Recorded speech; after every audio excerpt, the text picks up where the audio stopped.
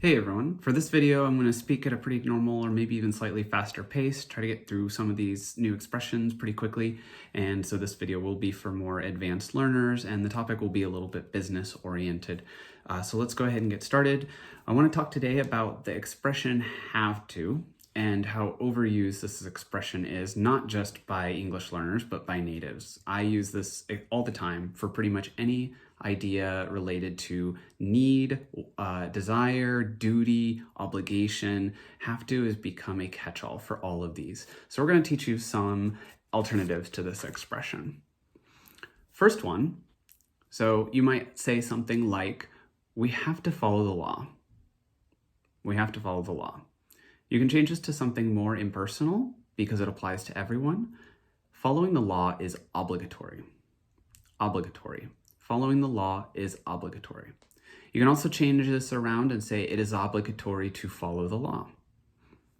And this has a sense of obligation, similar to a must, but the idea is that there are some sort of rules or some sort of authority that makes this necessary. All right. Number two, somewhat similar. I have to show up to work on time. This one's a little less maybe obligatory or an obligation related to laws or authority, but with work, you also have to follow some rules. And so another alternative can be, I am expected to show up to work on time. I am expected to show up to work on time.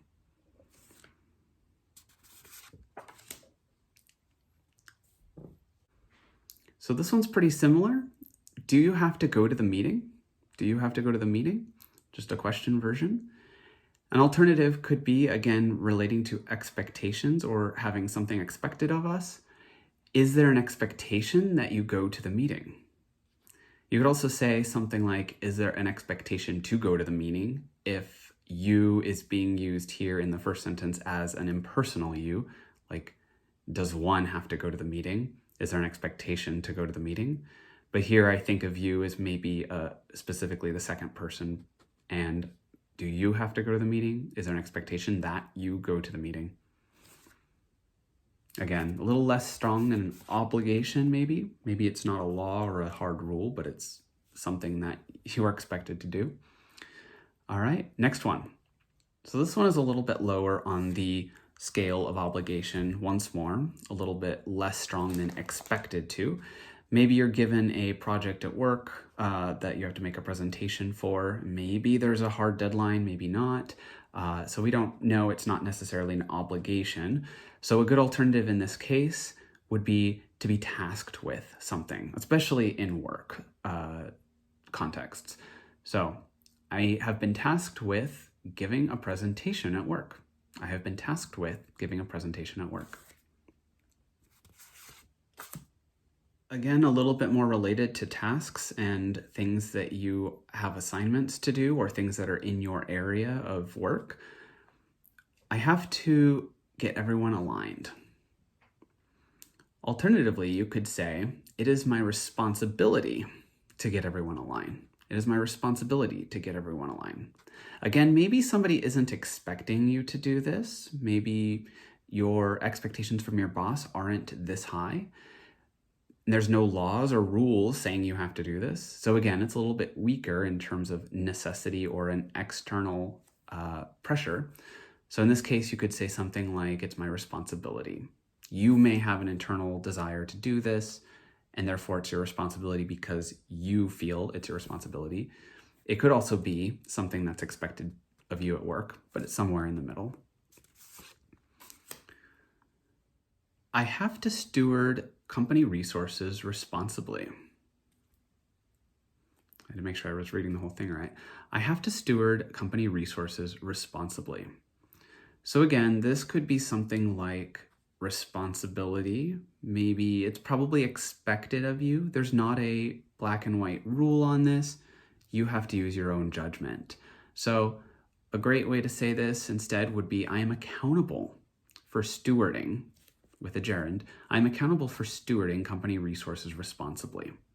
I'm accountable for this. You could also say it's my responsibility. I am responsible for. Very similar. we have to meet the deadline. This is actually back into a little bit of a rule area, but the alternative expression can also be used when it's more of an internal need or internal desire. And that's, it's incumbent on us to meet the deadline. It's incumbent on us to meet the deadline.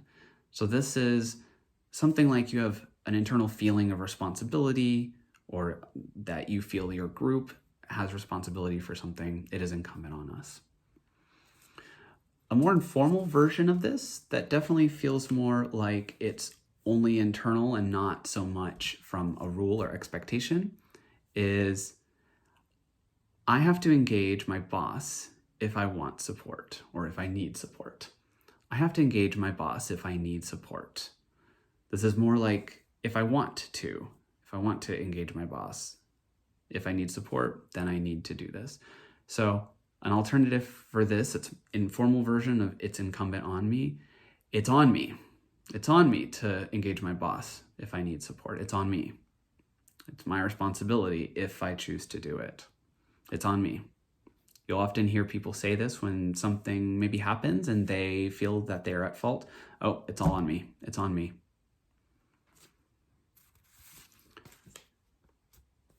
All right, this one is a little bit similar to requirements, rules maybe. This one would be more in the case of university, for example, where in order to get a degree, you have to do something. So I have to take a class in physics. I had to take a class in physics. You can say one of the requirements was taking a class in physics. So same thing. So hopefully these were helpful for you. Let me know if you have any questions, add some examples, or ask me questions about examples you may have, and I'll see you in the next video.